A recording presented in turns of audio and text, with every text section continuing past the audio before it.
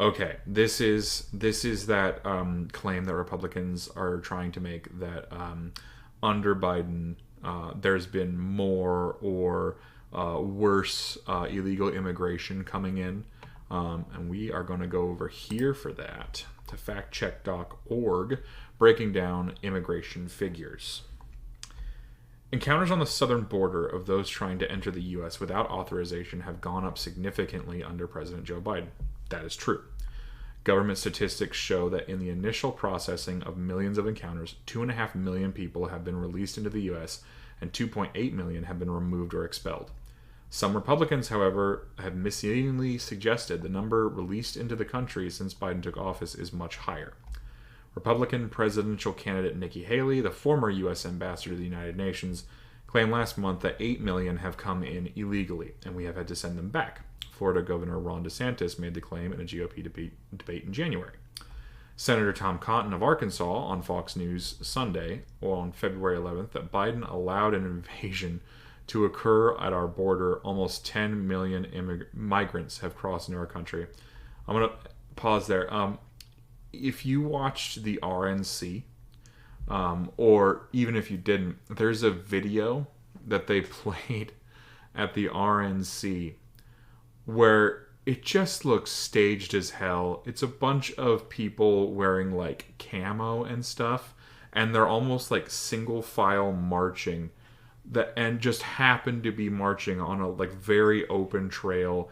You can very clearly see what angle the camera is pointing. Like the it's funny. It's funny that they try to claim this.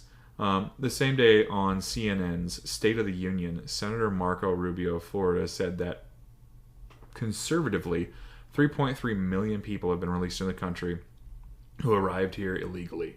But he also claimed that Biden had a policy of releasing virtually 85 to 90% of any migrant that crossed the border, a percentage that would translate to well more than 3.3 million.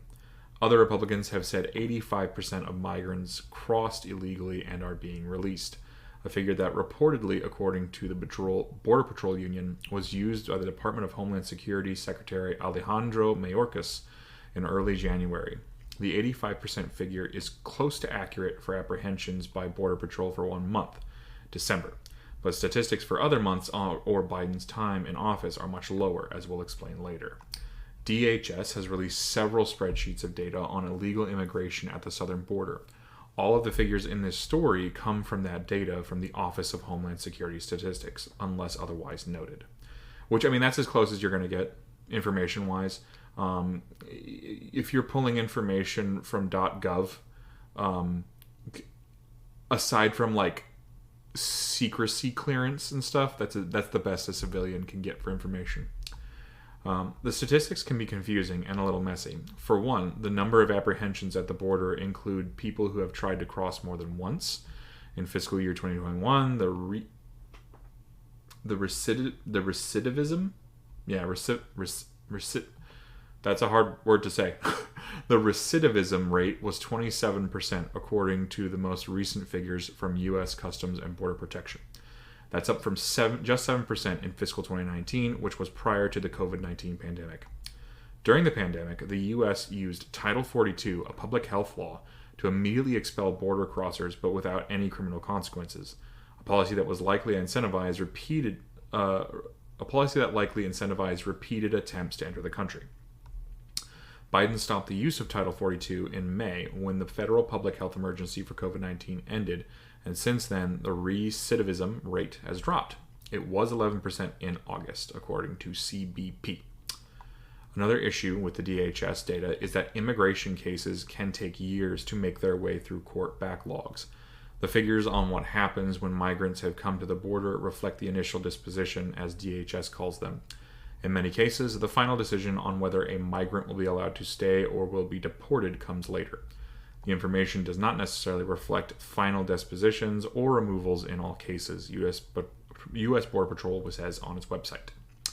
This idea of how many people have been released into the country, how many people have been removed, it's hard to know for sure, because these are initial dispositions. Colleen Putzel Kavanaugh, an associate policy analyst at the Migration Policy Institute, a nonpartisan think tank that researches immigration issues, told us. Many people haven't had their day in immigration court, she said, so the ultimate results won't be known until their cases are decided.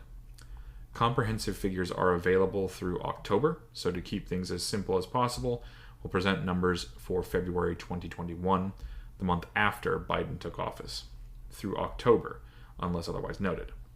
The DHS data shows 6.5 million encounters at the U.S.-Mexico border in that time frame, a figure that includes both the 5.8 million apprehensions between the legal ports of entry, the number typically used for illegal immigration, and a little more than 700,000 migrants who arrived at ports of entry without authorization to enter the U.S.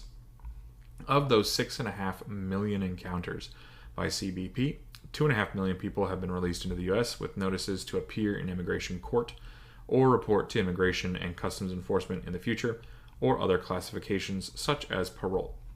There are certainly others who have crossed the border by evading the authorities. DHS estimated there were 660,000 gotaways or unlawful entries in fiscal 2021. The agency would not provide an updated estimate. However, a DHS spokesperson told us, under this administration, the estimated annual apprehension rate was average 78%, identical to the rate of the prior administration. That rate would support a gotaway figure of 1.6 million from February 2021 through October. The 1.6 million figure would bring the number of those entering or released into the country to about 4.2 million. The figures used by Haley, DeSantis, and Cotton, 8 million or 10 million, are totals of all migrant encounters at the border plus gotaways, and, in Cotton's case, encounters at the northern border. Coastal borders and airports. Oh, sorry, that was the rest of the sentence. Cotton's press secretary, Patrick McCann, told us that those figures showed the senator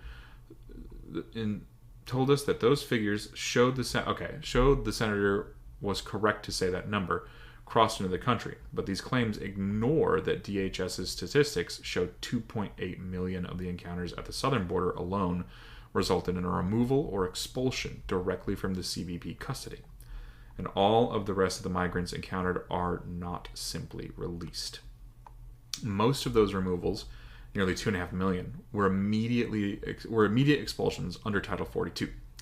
Total DHS reparations through October amounted to 3.7 million, a figure that includes the 2.8 million removals directly from the CBP, as well as removals by ICE.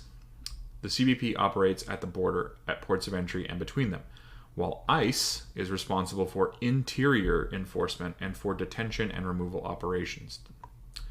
The majority of all individuals encountered at the southwest border over the past 3 years have been removed, returned, or expelled, a DHS official told us. The total DHS repatriations of 3.7 million would support that. The figure is 57% of the 6.5 million total encounters. The one caveat is that the total repatriations could include some migrants who were apprehended crossing the border some time ago and later were arrested and removed by ICE. So we're double counting, is what I'm hearing. We're not only double counting, we're also counting all of the border crossings, every encounter. That's where the Republicans are getting their numbers from. Okay. We'll explain what happens when migrants arrive at the border and provide more information on these statistics. Okay, so we got a 5.7% repatriation. 37.6% of them are expelled by Title 42. This tiny little percent is under migrant protection protocols, which, if I have to guess, I would guess that migrant protection protocols is like referring to when kids try to cross the border and they have to like house them and whatnot because they can't just send them back to Mexico without a parent, or at least I hope they can't.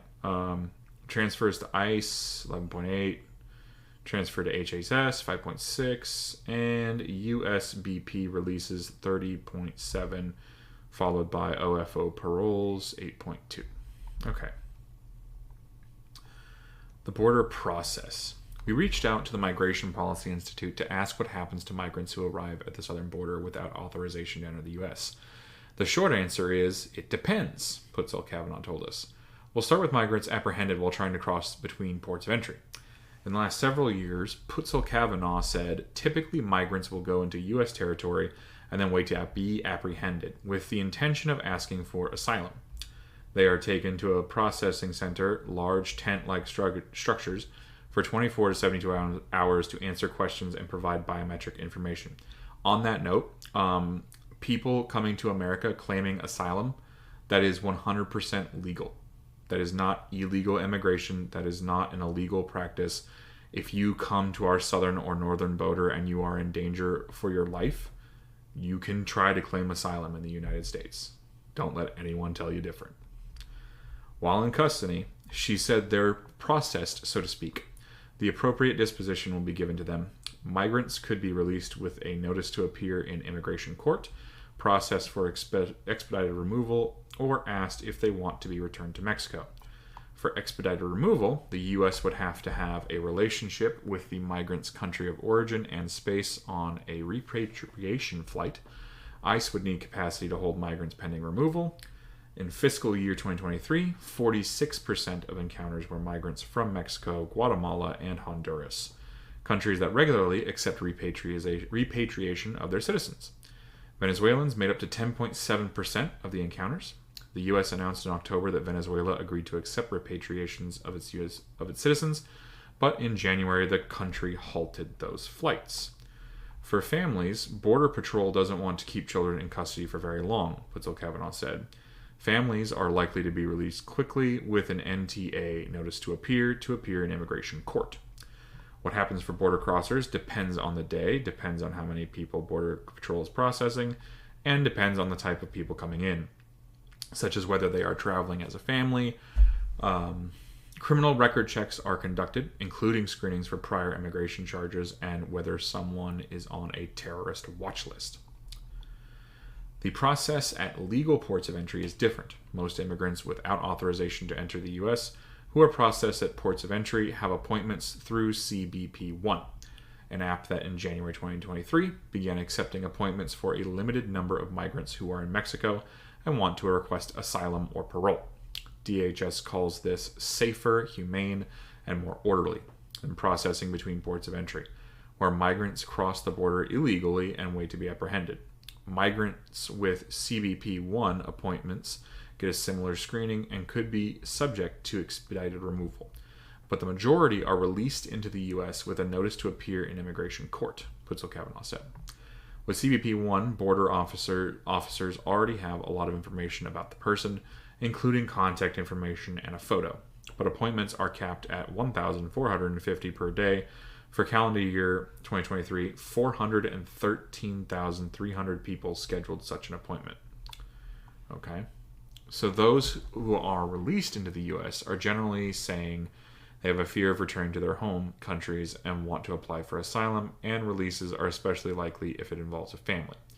The capacity of Border Patrol and ICE facilities is also an issue, with detention reserved for people who are really presenting a national security threat. There's also a humanitarian parole program for people fleeing Haiti, Venezuela, Nicaragua, and Cuba, who can potentially stay in the U.S. for 2 years if they have a sponsor who applies for the program. Through the end of last year, 327,000 people have been granted parole under the program, which launched in October 2022 for Venezuelans and expanded to the other nationalities in January 2023. There are 30,000 slots per month available. Ooh, all right. Unaccompanied children are transferred to the Department of Health and Human Services, which is responsible for children who cross the border on their own. It's this giant puzzle of different agencies that have to work together. Kavanaugh. For a visualization of the process, the American Immigration Council referred us to a New York Times infographic. It helped the newspaper create on what happens to those coming to the border. Those seeking asylum must prove that they meet the definition of a refugee. The American Immigration Council explains in a fact sheet updated in January, in order to be granted asylum, An individual is required to provide evidence demonstrating either that they have suffered persecution on account of a protected ground in the past, and or that they have a well-founded fear of future persecution in their home country. Excuse me. Because of a backlog of cases, asylum seekers can spend years waiting for a court date. As we explained in the story last month, less than 15% of those seeking asylum were ultimately granted it in fiscal years 2022 and 2023, according to Justice Department statistics. But it is taking 4 to 5 years for asylum cases to get to court. The immigration court backlog was 3 million cases in November, a record according to December report from TRAC, a nonpartisan research center at Syracuse University. Border statistics. As we said, there were 6.5 million encounters at the southern border from February 2021 through October, including a little more than 700,000 migrants who arrived without legal documentation at ports of entry. That's according to DHS's Office of Homeland Security, which I have to imagine that includes people who are like trying to come from places like Haiti, where they're literally trying to escape the horrific violence that's going on over there. They don't have paperwork. They don't have documentation. They have, whatever they were able to stuff in their sack to escape from getting shot. Like, this idea that immigrants and people from other countries, just because they're like less well off than America, are somehow all criminals, drug users, drug dealers, insane asylum people. No, that's garbage. About 2.5 million people through October have been released into the U.S. That figure includes 2 million released by Border Patrol, with a notice to appear in court or a notice to report to ICE, or released through prosecutorial discretion or granted parole, which allows people into the country for a temporary period. The 2.5 million number also includes nearly 534,000 paroles processed at legal ports of entry. In addition to those releases, nearly 367,000 migrants have been transferred to HHS, which is responsible for children who cross the border on their own, unaccompanied by adult family members or legal guardians. Another 771,000 were transferred to ICE, a figure that includes those subsequently booked into ICE custody enrolled in alternatives to detention, which includes technological monitoring and other case... so like they put... those things that prisoners get when they get released to their home, those ankle bracelets, stuff like that. Okay. Of those arriving at the southern border during Biden's presidency, 2.8 million were removed or returned directly from CBP custody through October, the vast majority of them under the Title 42 public health law during the pandemic. Total DHS repatriations were 3.7 million, which includes removals by ICE. Under Title 42, the U.S. immediately expelled people encountered at the border, except for unaccompanied children, without giving them an opportunity to apply for asylum and without imposing criminal penalties. Now that Title 42 has ended, there are fewer expulsions overall, but the number removed from CBP custody under Title 8 has increased. Title 8 laws are the long-standing immigration laws that dictate what can happen to migrants entering illegally and who is inadmissible. Title 8 removals are subject to criminal penalties, including a 5-year ban on entering the U.S. again. In addition to fewer expulsions since the end of Title 42, there is evidence of a decline in the rate and number of gotaways, according to David J. Beer, the Association Director of Immigration Studies at the Libertarian Cato Institute. Really? Okay, so even the Cato Institute's backing this up. Since Title 42 was terminated, successful evasions of Border Patrol have declined 79% to a daily average of about 500 or 15,500 per month in January 2024. Beer wrote, using monthly estimates reported by media outlets. The gotaway figures can be estimated through observation, such as electronic surveillance of the border or statistical modeling. Gotaway data has been more reliable over the past decade because border surveillance has increased dramatically from 2005 to 2023. That is true. I feel like a lot of the work in order to get to that change was done prior 2005 because of 9/11. But yeah, we're definitely not the same country we were 20 plus years ago. As we said, some Republicans have claimed that 85% of migrants are being allowed into the country under Biden, citing remarks attributed to DHS Secretary Mayorkas by the Border Patrol Union. Publicly, Mayorkas said at the time that the majority of all southwest border migrant encounters throughout this administration have been removed, returned, or expelled. But overall, under Biden, through October, 35% of those apprehended at the border have been released to await further immigration processing.